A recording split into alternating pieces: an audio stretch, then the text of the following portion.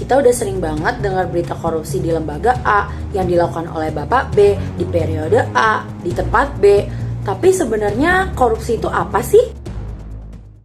Secara umum, korupsi dapat didefinisikan sebagai segala tindakan penyalahgunaan jabatan, wewenang, dan kepercayaan publik untuk menggait keuntungan pribadi atau kelompok tertentu.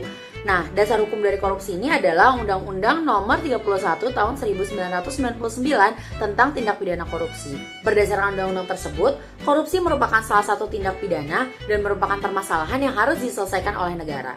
Pertanyaannya, kenapa ya? Dan alasan yang pertama dan yang paling utama adalah karena korupsi merugikan negara secara ekonomi. Dalam kasus korupsi Tata Timah Niaga tahun 2022, negara dirugikan sampai 300 triliun rupiah, dan itu merupakan jumlah yang sangat-sangat besar.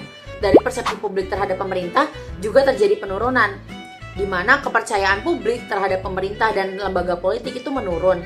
Karena korupsi ini membuktikan bahwa terjadi kurangnya integritas di kalangan para pejabat publik yang seharusnya dapat menunjukkan bahwa mereka memiliki integritas tinggi.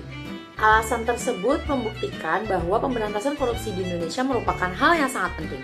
Selain pemberantasan, korupsi juga dapat dicegah melalui pendidikan anti korupsi sejak dini kepada masyarakat Indonesia. Pendidikan anti korupsi ini menjadi penting karena ia menanamkan integritas dan kejujuran sebagai salah satu sikap yang patut dikembangkan, di mana seseorang dengan integritas dan kejujuran yang tinggi tidak akan mudah tergiur untuk melakukan korupsi, meskipun terdapat kesempatan dan exposure yang sangat menjanjikan. Oleh karena itu, pendidikan anti korupsi merupakan upaya yang sangat penting dilakukan untuk mencegah terjadinya bibit-bibit korupsi di masa depan.